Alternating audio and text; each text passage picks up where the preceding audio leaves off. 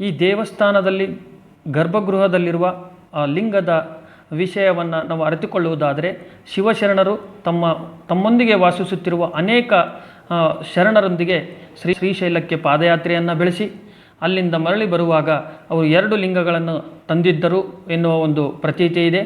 ಹೊರಭಿತ್ತಿಯಲ್ಲಿಯೂ ಸಹ ಅನೇಕ ಯೋಗ ಭಂಗಿಗಳು ಹಾಗೂ ವಿಘ್ನೇಶ್ವರನ ಒಂದು ಶಿಲ್ಪವನ್ನು ಕಾಣಬಹುದು. ಮುಖಮಂಟಪದಲ್ಲಿ ಬೃಹತ್ ನಂದಿ ಒಂದು ಬಸವಣ್ಣನ ಶಿಲ್ಪ ಕೂಡ ನಾವು ಕಾಣಬಹುದು. ದೇವಾಲಯದ ಎಡಭಾಗದಲ್ಲಿ ಕಲ್ಯಾಣಿಯನ್ನು ನಾವು ನೋಡಬಹುದಾಗಿದೆ. ಗರ್ಭಗೃಹದ ಹೊರಭಿತ್ತಿ ಹಾಗೂ ಒಳಭಿತ್ತಿಯಲ್ಲಿ ತುಂಬ ಮೋಹಕವಾದಂತಹ ಮನಸ್ಸನ್ನು ಸೆಳೆಯುವಂತಹ ಅನೇಕ ಉಬ್ಬು ಶಿಲ್ಪಗಳನ್ನು ಹೊಂದಿದೆ.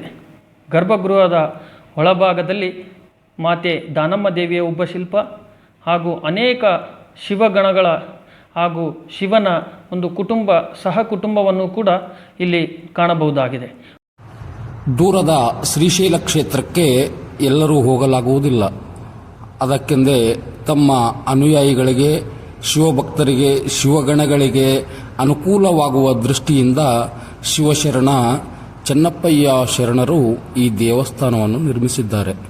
ಈ ದೇವಸ್ಥಾನದ ವಾಸ್ತು ಮತ್ತು ಇಲ್ಲಿನ ಕಲಾವಂತಿಕೆಯು ಹಳೆಬೀಡು ಪಟ್ಟದಕಲ್ಲು ಎಲ್ಲೋರ ಅಜಂತಗಳಿಗಿಂತ ಇದು ಕಡಿಮೆಯೇನಿಲ್ಲ.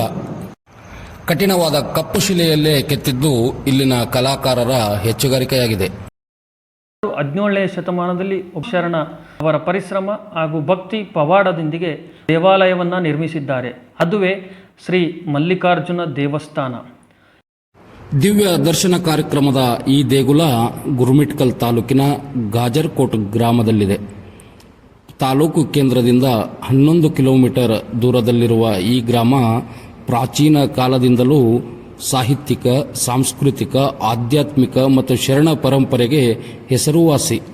ಇನ್ನೊಂದು ದಿವ್ಯ ದರ್ಶನದ ಮೂಲಕ ಮತ್ತೆ ಸಿಗೋಣ. ನಮಸ್ಕಾರ.